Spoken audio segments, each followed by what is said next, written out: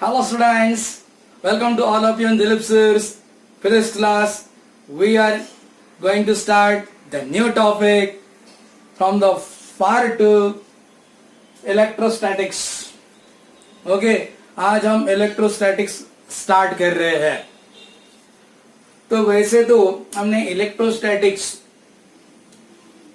ये हमने 11th में इसका जो बेसिक पार्ट है वो देख लिया था.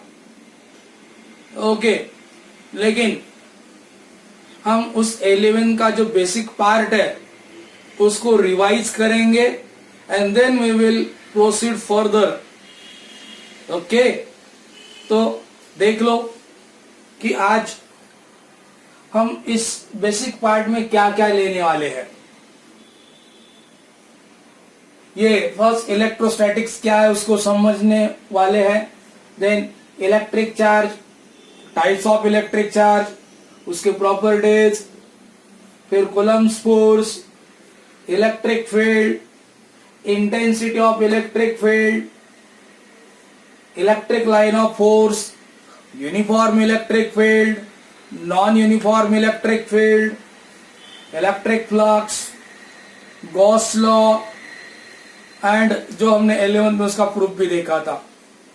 ओके तो आज हम ये सब बेसिक पार्ट पे ही डिस्कशन करने वाले हैं, क्योंकि अगर हम directly if we will move towards the 12th electrostatics तो आपको लिंक लगने में थोड़ा सा डिफिकल्टी जाएगा.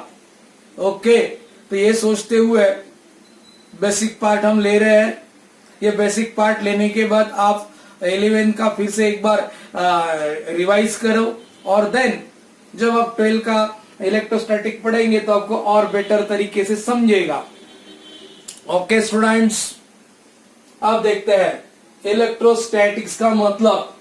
इलेक्ट्रो मतलब ये something about electric charge.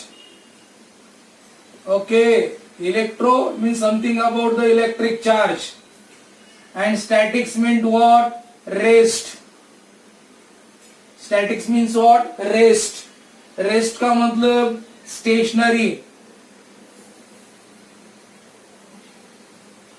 Okay, stationary, rest, रुका हुआ. Okay, या we can say स्थिर. तो इलेक्ट्रिक चार्जेस का स्टडी एट रेस्ट जिस ब्रांच में पढ़ाया जाएगा उसका नाम है इलेक्ट्रोस्टैटिक्स, है ना, सबको पता ही है. अब इलेक्ट्रिक चार्ज, ये इलेक्ट्रिक चार्ज क्या है, चलो उसका डेफिनेशन वगैरह हम अब वो 11th में देख चुके हैं, लेकिन इसको अभी हम समझेंगे. इलेक्ट्रिक चार्ज अगर हम एटम के अंदर देखेंगे तो एटम के अंदर क्या होता है? Electron, proton, neutron. Okay proton का चार्ज क्या होता है? Positive electric charge, positive charge होता है. एंड इलेक्ट्रॉन का चार्ज निगेटिव चार्ज होता है.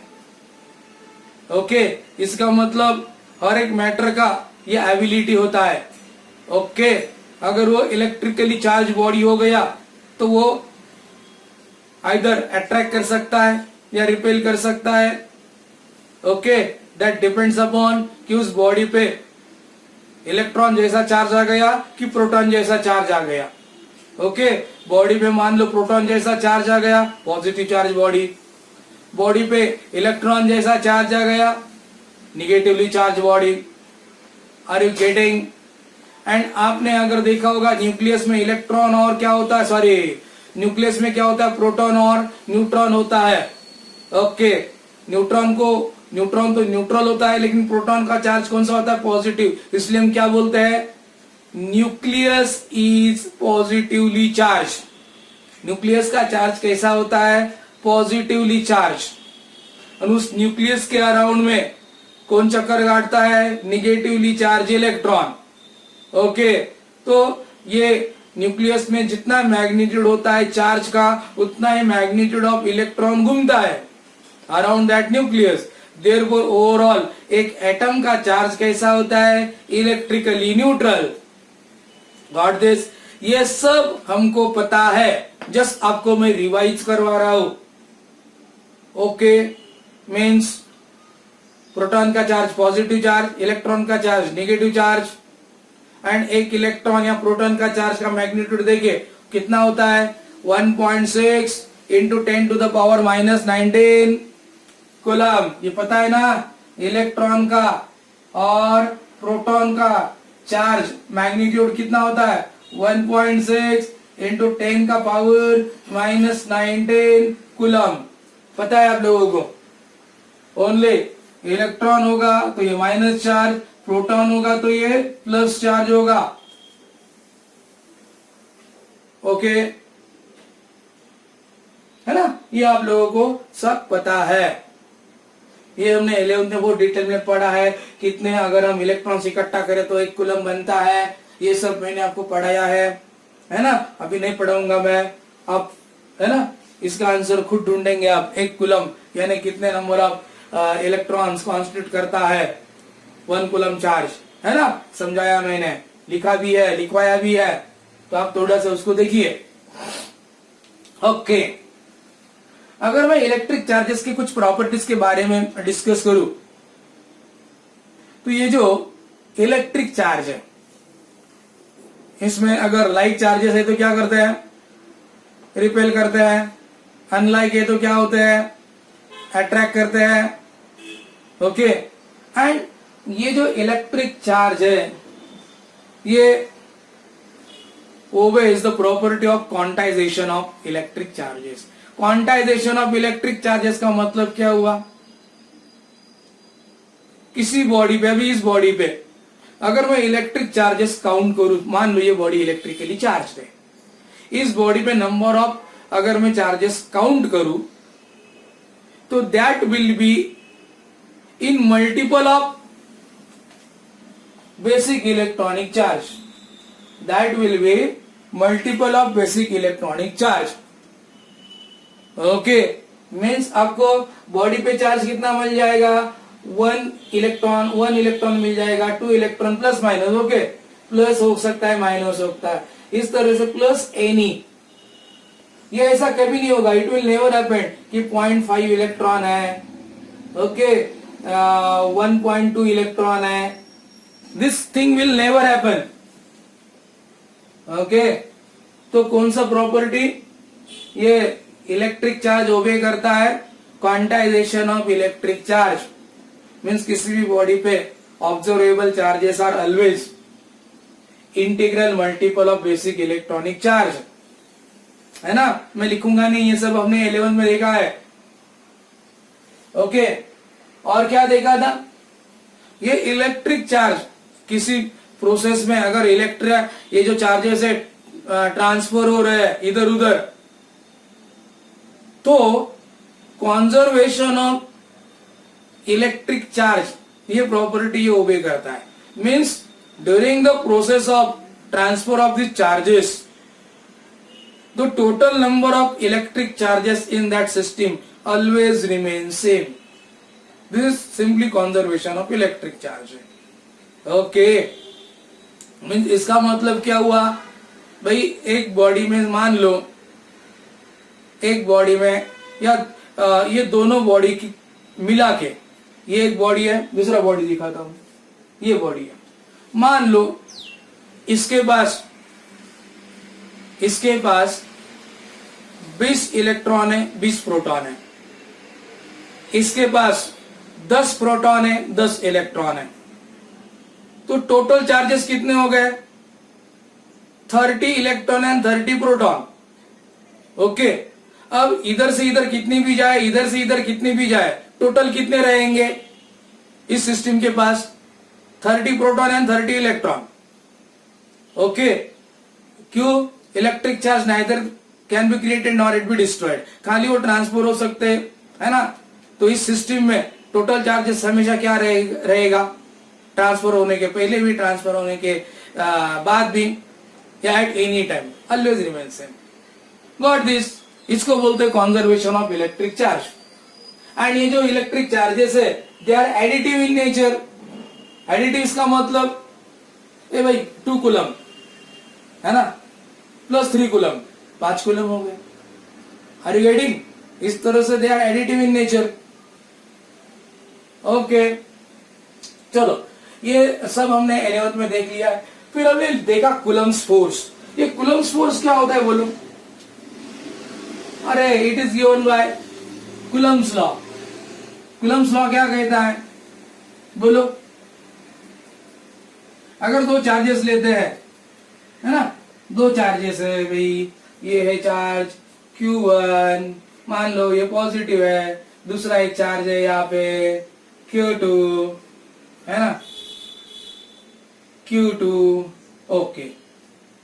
इनके बीच में दूरी क्या है? सपोज R है।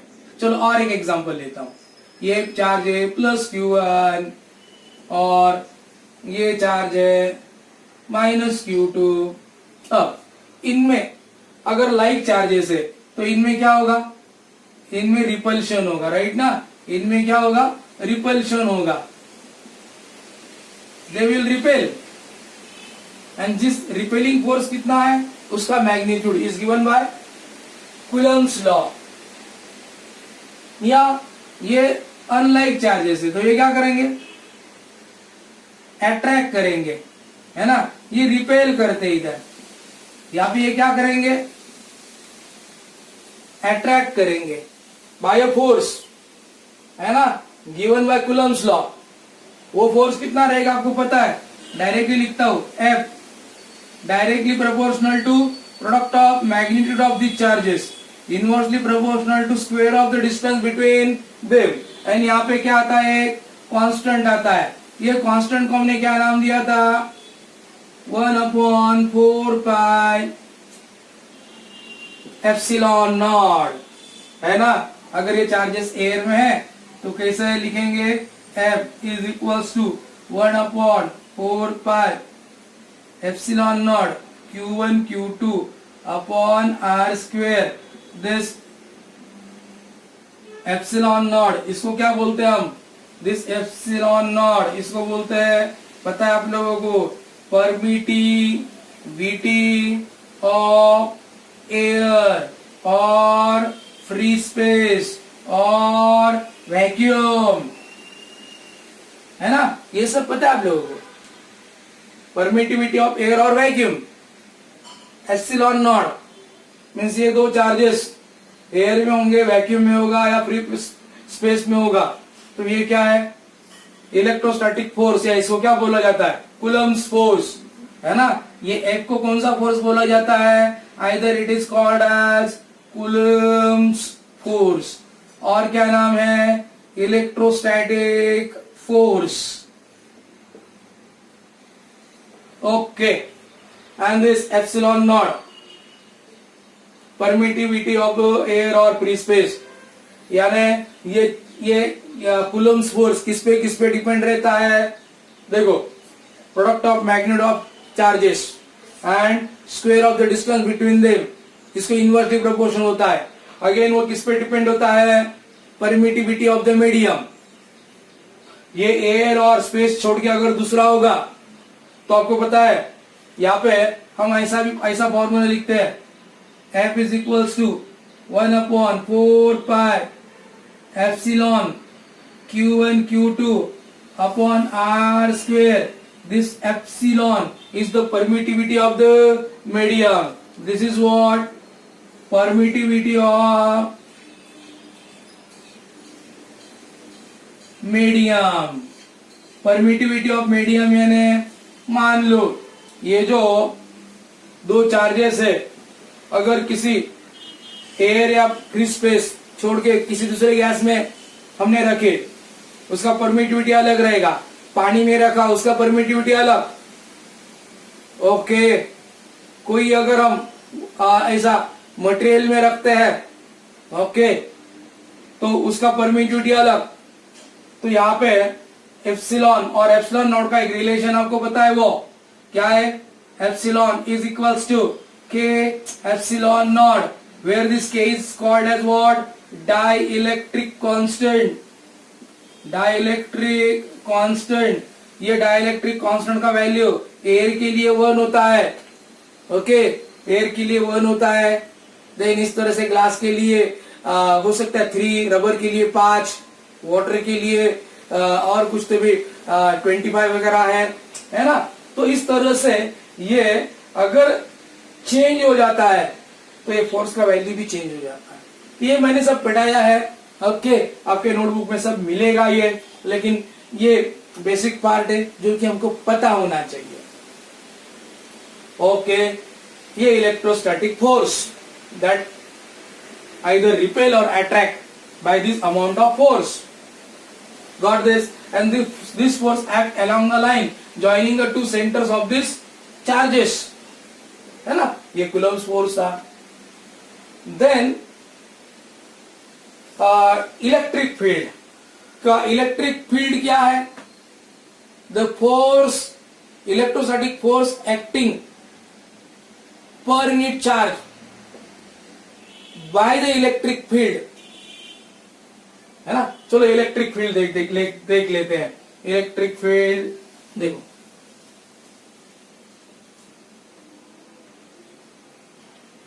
इलेक्ट्रिक फील्ड को समझते हैं।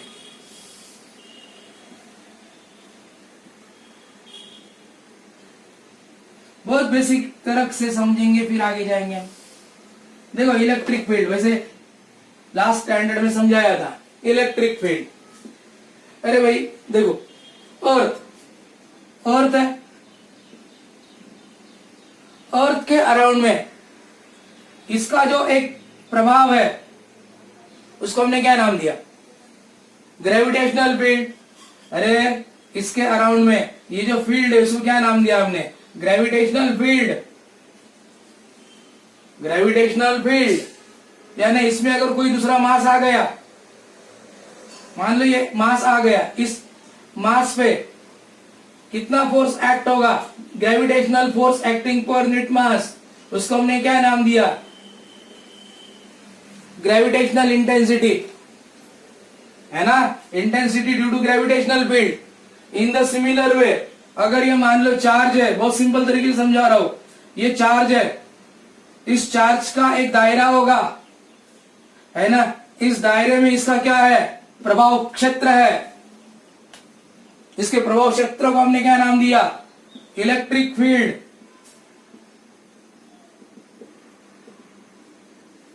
मीन्स इस क्षेत्र में कोई भी चार्ज आ जावे तो उस पे इसके फील्ड की वजह से क्या है? फोर्स लगने वाला है। जिस तरह से इधर ये मास इस फील्ड में है तो इस मास पे इसके फील्ड की वजह से क्या इस मास पे फोर्स लगने वाला है। The region in which other charges experiences electrostatic force, then the region surrounded by that charge is called as electric field of this charge. Okay, the region around the charge in which other charges experiences electrostatic force. Okay, सब यहां पे एक charge आ गया Q not, इस पे क्या लगने वाला है? Electrostatic force. Are you getting? है ना। The region surrounded by this charge, okay, the region, देखो ये जो रीजन है, region surrounded bye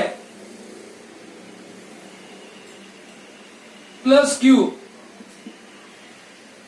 in which other charges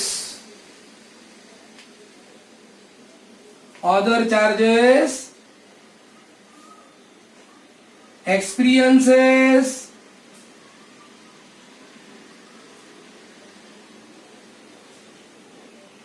electrostatic force.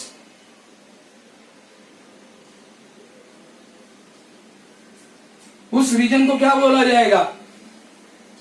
इस चार्ज का इलेक्ट्रिक फील्ड। अरे गेटिंग? तो ये इलेक्ट्रिक फील्ड हो गया। ओके, अब मान लो इस चार्ज पे फोर्स लग रहा है F, इस चार्ज पे कितना फोर्स लग रहा है? F। Then force acting per unit charge at this point at a distance r is called as intensity of electric field. Intensity of electric field क्या है? इस पॉइंट P का force acting per unit charge, देखो force acting per unit charge, okay, intensity of electric field, force acting per unit charge at a distance r, okay, is called as what?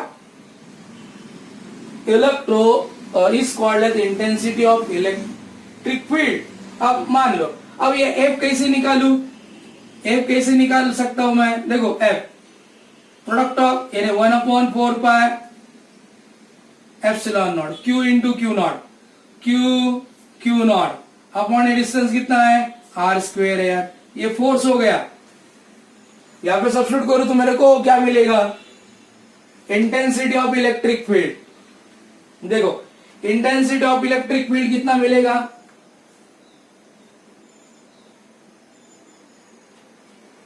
Intensity of electric field,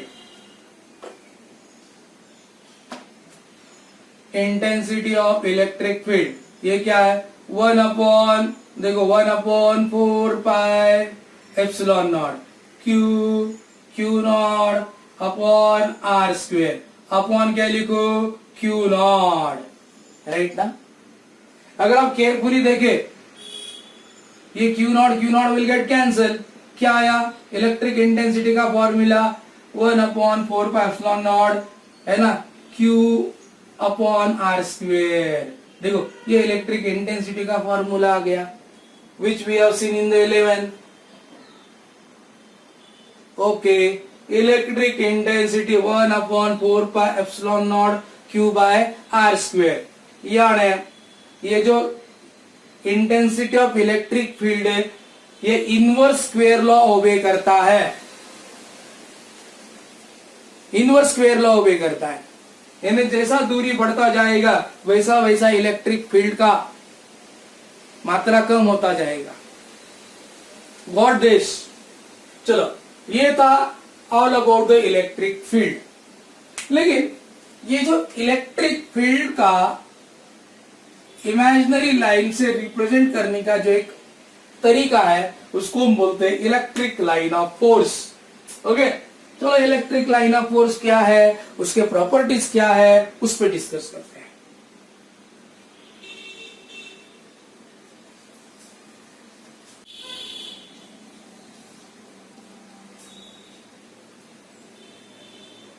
now please pay attention here, हर एक का ध्यान होना चाहिए। ये electric line of force, electric line of force, देखो electric line of force क्या है? अगर यहां पे मैं ये अपना चार्ज है Q, ओके, अब ये जो रीजन है, रीजन अराउंड दिस चार्ज, इसको आपने क्या नाम दिया है भाई? Electric field. The region surrounded by this charge, electric field. Okay, electric field है। सपोज मैं यहां पे एक यूनिट पॉजिटिव चार्ज रखता हूं, है ना, यूनिट पॉजिटिव चार्ज रखता हूं मैं, तो ये इस डायरेक्शन में क्या होगा? ये रिपेल हो जाएगा, राइट ना, इस डायरेक्शन में रिपेल हो जाएगा। अगर यहां से उठा के इसको मैं इधर रखता हूं तो ये ऐसा आ जाएगा, देखो इस लाइन पे ऐसा जाएगा, यानी कहीं भी रखता हूं तो ऐसा जाएगा ये। तो ये लाइन क्या है? This lines are what? This lines are electric line. अगर मान लो ये चार्ज निगेटिव होगा, है ना, अगर मैं यहाँ पे अभी इसका ये दायरा क्या हो गया? इलेक्ट्रिक फील्ड हो गया। अगर मैं यहाँ पे यूनिट पॉजिटिव चार्ज रखता हूं, व्हाट विल हैपन? इसकी तरफ अट्रैक्ट हो जाएगा। इधर रखता हूं तो ऐसा अट्रैक्ट होगा, इधर रखता हूं ऐसा अट्रैक्ट होगा। What are this? These are the electric field line. What are this? इसको क्या बोला जाता है? इलेक्ट्रिक लाइन ऑफ फोर्स, है ना? The path along which unit positive charge moves when placed in electric field, इसको बोला जाता है electric line of force. Okay, means moving path of unit positive charge when placed in electric field. Okay, है ना? The line or path, the line or path along which unit positive charge moves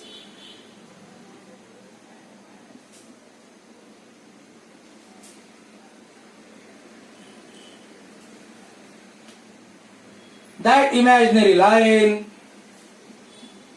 that imaginary line is called as electric line of force, है ना? इसको क्या बोला जाएगा? Electric line of force. Okay, तो electric line of force है. अब हम इलेक्ट्रिक लाइन ऑफ फोर्स के कुछ प्रॉपर्टीज का डिस्कशन करेंगे. क्या क्या property electric line of forces के? चलो देखते हैं. Properties of electric line of force.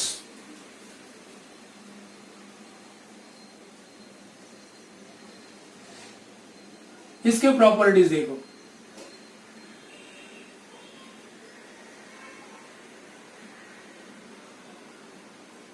Okay, इसके मैं अगर प्रॉपर्टीज देखूं, first property,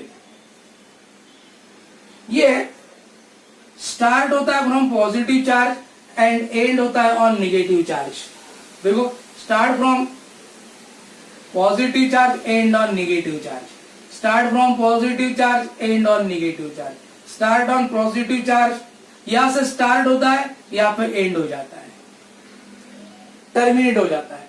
start from positive charge, and on negative charge.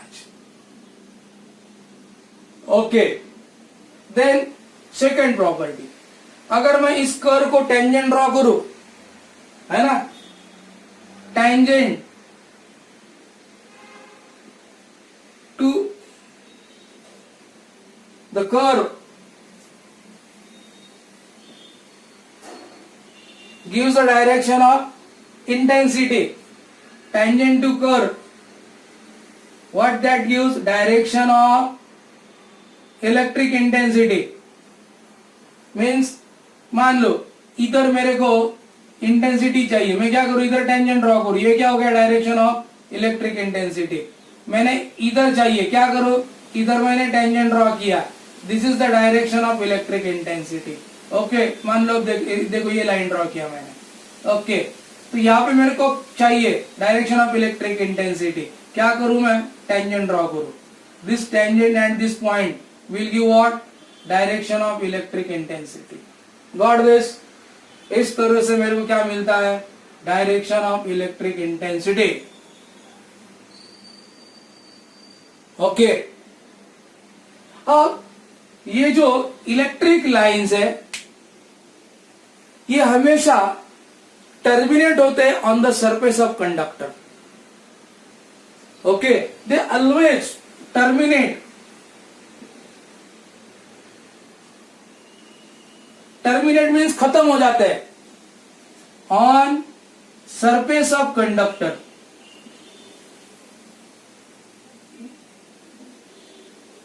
Okay, and they are always perpendicular to the surface of conductor. Okay, and are always perpendicular, electric line of force always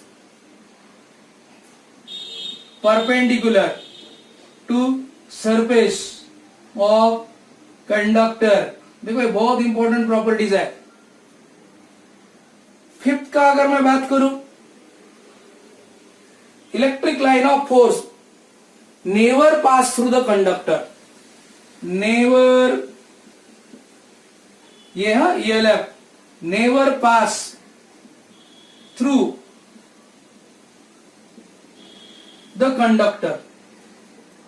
ये conductor के through pass कभी नहीं होते, यहां पे उसका ये terminate हो जाते हैं on the surface of conductor पे, लेकिन सरफेस के अंदर कंडक्टर के अंदर नहीं जाते, but can pass through the insulator, but can pass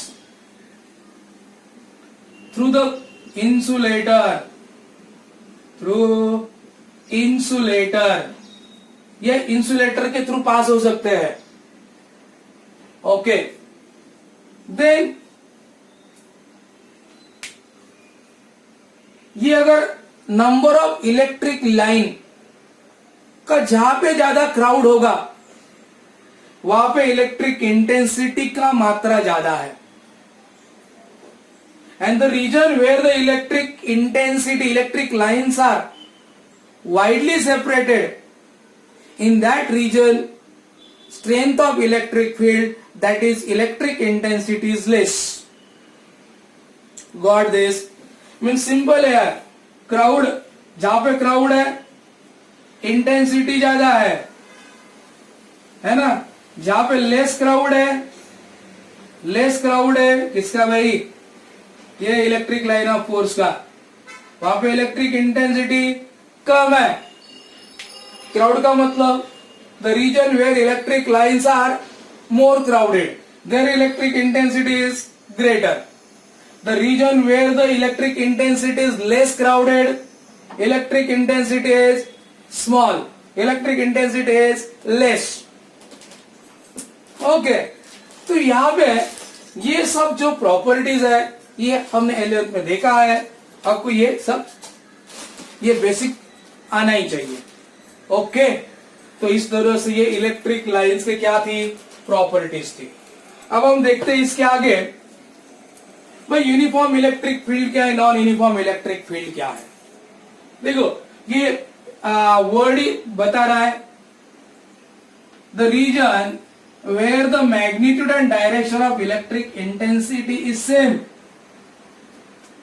that is called as uniform electric field.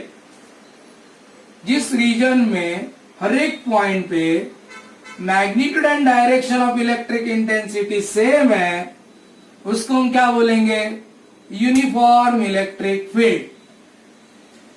Okay, ये यूनिफॉर्म इलेक्ट्रिक फील्ड क्या है, देखो द रीजन वेयर, जिस region where magnitude and direction of electric intensity क्या है, same है। The region where magnitude and direction of electric intensity same, that is called as uniform electric field. यानी अगर हमको यूनिफॉर्म इलेक्ट्रिक फील्ड रिप्रेजेंट करना है तो भाई हम ये parallel and equidistance electric line से ये यूनिफॉर्म इलेक्ट्रिक फील्ड ऐसा रिप्रेजेंट करते हैं। ओके, यूनिफॉर्म इलेक्ट्रिक फील्ड जिस रीजन में हर एक पॉइंट पे magnitude and direction of electric intensity क्या रहेगा, सेम रहेगा, तो हम ऐसा रिप्रेजेंट करते हैं। एंड यहां पे नॉन यूनिफॉर्म इलेक्ट्रिक फील्ड क्या है, जिस रीजन में मैग्नीट्यूड एंड डायरेक्शन ऑफ हर एक point in the electric intensity क्या रहेगा, डिफरेंट। मैग्नीट्यूड का मात्रा भी अलग, डायरेक्शन भी अलग। ओके, मीन्स ये अगर रीजन देखे भाई इधर ये ऐसा डायरेक्शन इलेक्ट्रिक इंटेंसिटी का, इधर ऐसा है, इधर भाई ऐसा है, ओके इधर ऐसा है, मीन्स ये क्या है, नॉन यूनिफॉर्म इलेक्ट्रिक फील्ड। यानी हम इसको ऐसा भी दिखा सकते हैं अनइक्वल डिस्टेंस से, ये दो लाइन ऐसा, ये लाइन इधर, ओके ये लाइन ऐसा, ये लाइन वैसा। Okay, what is this, non uniform electric field. Got this, ये इस तरह से ये यूनिफॉर्म इलेक्ट्रिक फील्ड है, ये नॉन यूनिफॉर्म इलेक्ट्रिक फील्ड है। इधर कोई भी पॉइंट पे, किसी भी पॉइंट पे, कौन सा भी पॉइंट, है ना, magnitude and direction of electric intensity क्या रहेगा, सेम। लेकिन इधर क्या भाई, हर एक पॉइंट के डायरेक्शन इलेक्ट्रिक इंटेंसिटी क्या रहेगा, अलग अलग, non uniform electric field. Okay, आए समझ में। अब हम चलते हैं towards the next topic which is very very important. Actually we have seen this one, but अब इलेक्ट्रिक फ्लक्स क्या है उसको हम समझेंगे। ओके, चलो इलेक्ट्रिक फ्लक्स।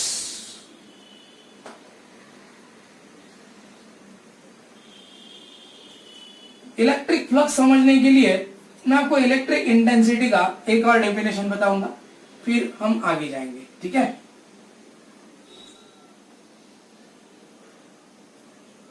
हाँ, now please pay attention here. सबका ध्यान रहेगा।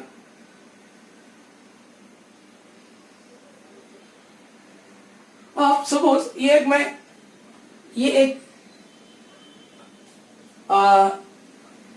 एक चार्ज है, देखो समझो ये चार्ज है, इसमें ये ऐसा इसका इलेक्ट्रिक फील्ड है ना। What is this, this is electric field,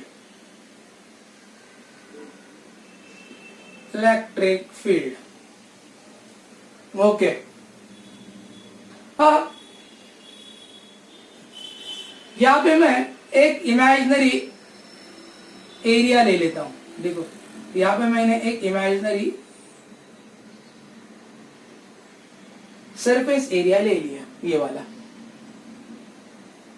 got this, ये वाला, चलो ऐसा दिखाता हूं, ये वाला। ओके, ये सरफेस एरिया ले लिया, समझ में आ रहा है ना। यहां से इलेक्ट्रिक लाइन मान लो ये ऐसे जा रही है,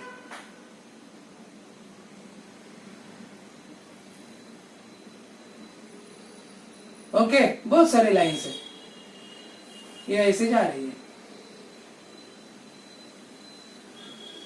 okay, these are electric lines passing through this surface। इस सरफेस, ये सरफेस एक इमेजिनरी सरफेस है, इमेजिनरी सरफेस, ये इमेजिनरी सरफेस है, इसमें इलेक्ट्रिक फील्ड में मान लो इस इमेजिनरी सरफेस का एरिया ए है। ओके, अगर मेरे को इलेक्ट्रिक इंटेंसिटी का अगर डेफिनेशन चाहिए तो मैं क्या लिखूंगा, देखो इलेक्ट्रिक इंटेंसिटी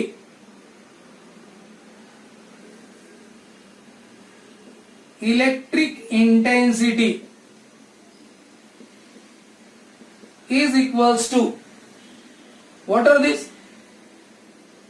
इलेक्ट्रिक लाइन्स है, ये क्या है, electric line of force, ELF, electric line. तो number of electric lines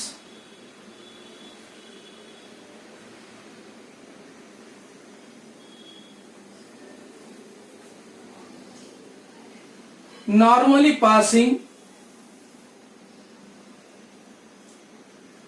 per unit surface area, normally passing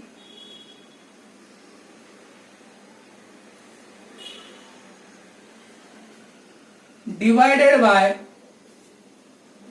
surface area।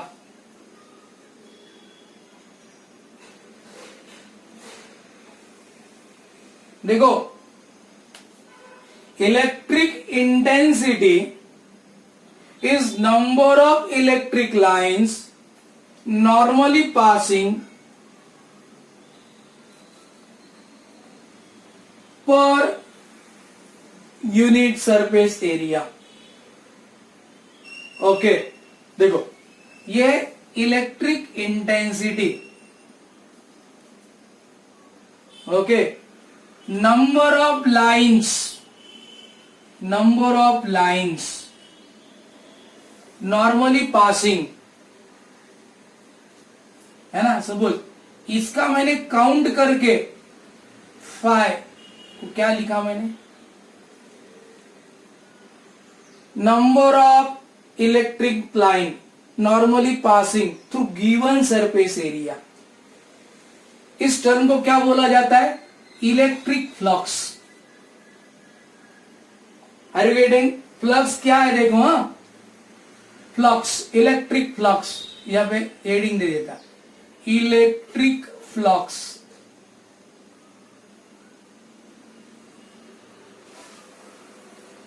Number of electric lines normally passing through given surface.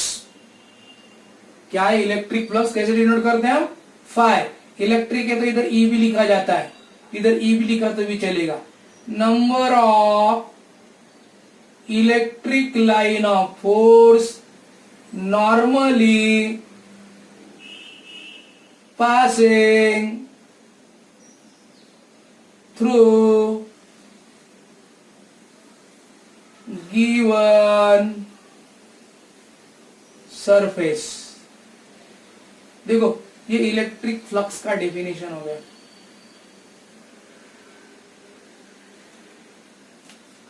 Electric flux का definition, यानी ये क्या लिखा मैंने, number of electric lines normally passing through given surface, through this imaginary surface upon surface area. Means मैं अगर electric flux को divide करता हूं by area, are you getting? Okay, तो फाई क्या हो गया, electric flux is equals to E into A into A. अब थोड़ा इसको हम समझते हैं, ये तो हमने नॉर्मल इलेक्ट्रिक इंटेंसिटी ले लिया, लेकिन हर टाइम तो ऐसा नहीं होगा। एक जनरल फॉर्मूला बना लेता हूं। क्या जनरल फॉर्मूला, मान लो यहां पे अगर मैं ये एरिया ऐसा ड्रॉ करता हूं इस तरह से, ये है, देखो इलेक्ट्रिक इंटेंसिटी का डायरेक्शन है, चार्ज इधर किधर तो भी है, ये इलेक्ट्रिक इंटेंसिटी का डायरेक्शन ये है, यानी सारे इलेक्ट्रिक लाइंस कैसे भाई, ऐसे है। लेकिन इसको मैं नॉर्मल ड्रॉ करूं इस एरिया को, तो ये एरिया वेक्टर है, ये एरिया वेक्टर है। ओके, ये एंगल थीटा है इन जनरल। अब तो ये तो मैंने समझा है, लेकिन इन जनरल ये जो एरिया वेक्टर है makes theta, angle theta with direction of electric intensity. तो फ्लक्स क्या है देखो, flux is dot product of E dot A, E A, dot product of क्या, ई ए, यानी क्या आएगा यहां पे, flux is equals to E A cos theta. General formula हो गया फ्लक्स का। E A, E electric intensity, A cos theta, ये एरिया वेक्टर है, it is always normal to the surface area. याद रखना, ये जो एरिया वेक्टर है it is always perpendicular to the surface, ये always perpendicular to the surface है ना। तो ये बना रहा है कितना, ई ए कॉस थीटा। लेकिन इधर कैसा था, नॉर्मल भी यही था, इलेक्ट्रिक इंटेंसिटी का भी डायरेक्शन यही था, इनके बीच में क्या था, एंगल जीरो था। इसलिए क्या आया, इधर अगर लेते भी है ना, ई डॉट ए भी लेते तो इनके एंगल थीटा कितना था, इधर जीरो, तो ई ए कॉस क्या आता, जीरो, कॉस जीरो क्या आएगा, 1, तो ई ए आता इधर। Are you getting? याद रखना, electric flux is the number of electric lines normally passing through given surface area. Yeah, we can say it is the dot product of electric intensity and area vector. Electric flux is the dot product of electric intensity and area vector. याद रखना, क्या याद रखेंगे? Electric flux is the dot product of electric intensity and area vector. अगर ये याद रखते इस तरह से तो आपको इलेक्ट्रिक फ्लक्स में कभी गड़बड़ी नहीं करेंगे. ओके, इसका मतलब अगर ये इन जनरल अगर हमको लिखना है ना, इन जनरल अगर हमको लिखना है, क्या बचा? Gauss law and okay. अगर इन जनरल हमको लिखना है तो क्या लिखेंगे? देखो,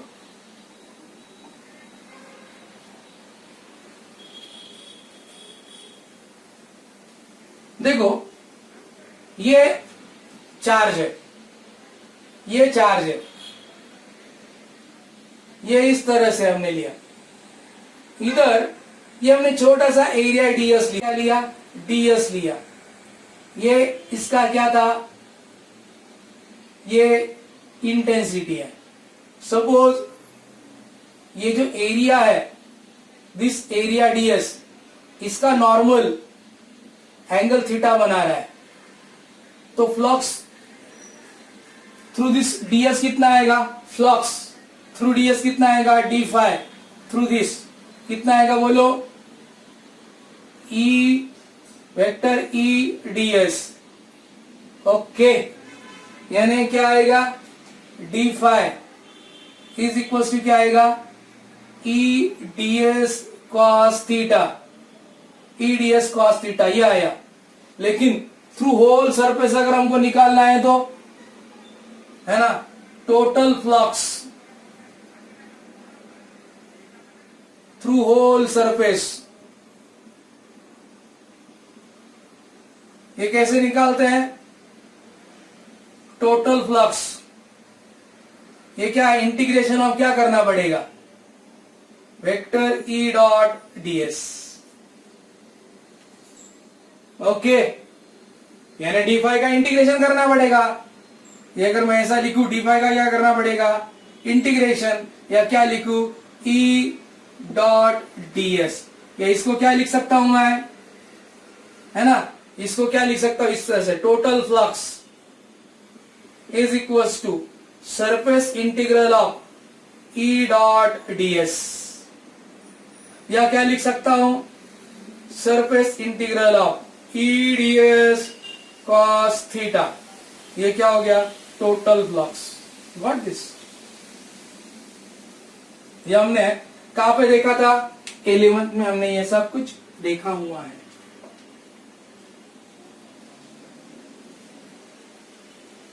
ओके, मीन्स ईडीएस अगर होगा तो वो फ्लक्स होगा, इलेक्ट्रिक फ्लक्स. अगर मेरे को इलेक्ट्रिक फ्लक्स का ऐसा यूनिट लिखना है तो क्या लिखूं? देखो तो फ्लक्स, ये इंटेंसिटी. इंटेंसिटी क्या होता है? फोर्स पर यूनिट चार्ज. अरे देखो ना यार, इलेक्ट्रिक इंटेंसिटी फोर्स पर यूनिट चार्ज, यानी क्या लिखूं मैं? न्यूटन पर कूलम. एरिया मीटर स्क्वायर, क्या आएगा? न्यूटन मीटर स्क्वायर पर कूलम. ऐसा यूनिट हो गया.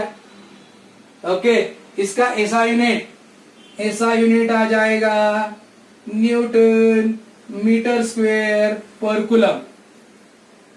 इसका अगर मेरे को डायमेंशन लिखना है तो कैसे लिखूं? डायरेक्टली डायमेंशन देख लो आप. फोर्स क्या लिखूं मैं? LMT-2. और ये क्या आएगा? L2. चार्ज यानी क्या? AT, current into time. अगर मैं इसको आगे लेके जाऊं तो क्या आएगा? देखो, ये L 1 + 2 कितना? 3.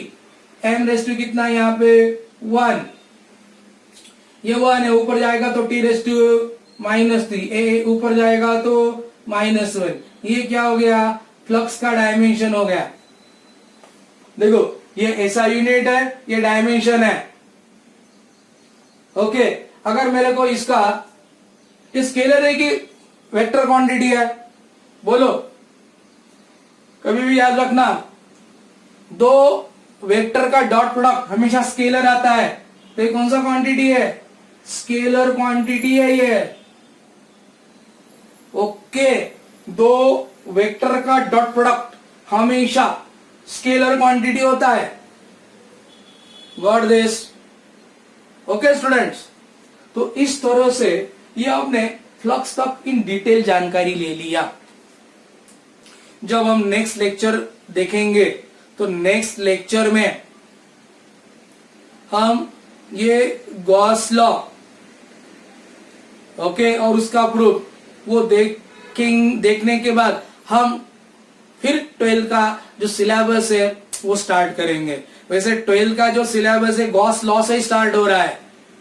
ओके, तो लेकिन गॉस लॉ क्या था वो हमने 11th में देख लिया था, उसका प्रूफ भी हमने 11th में देख लिया था। उसको जस्ट हम रिवाइज करेंगे and then we will proceed further.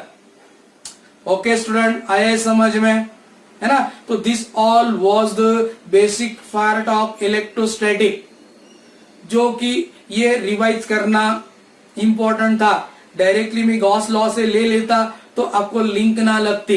Okay, तो अब मैं नेक्स्ट लेक्चर लेने से पहले मैं चाहूंगा कि आप 11 का इलेक्ट्रोस्टैटिक रिवाइज करो, तो नेक्स्ट लेक्चर जो है वो आपको बेटर तरीके से समझेगा, है कि नहीं? तो नेक्स्ट लेक्चर लेने से पहले मैं आपको सजेस्ट करूंगा कि गॉस लॉ क्या है, ओके, उसका प्रूफ कैसा था, वो सब देख लो। ओके, तो आपको और आसान बनेगा जब मैं नेक्स्ट लेक्चर लूंगा तो। Okay, thank you.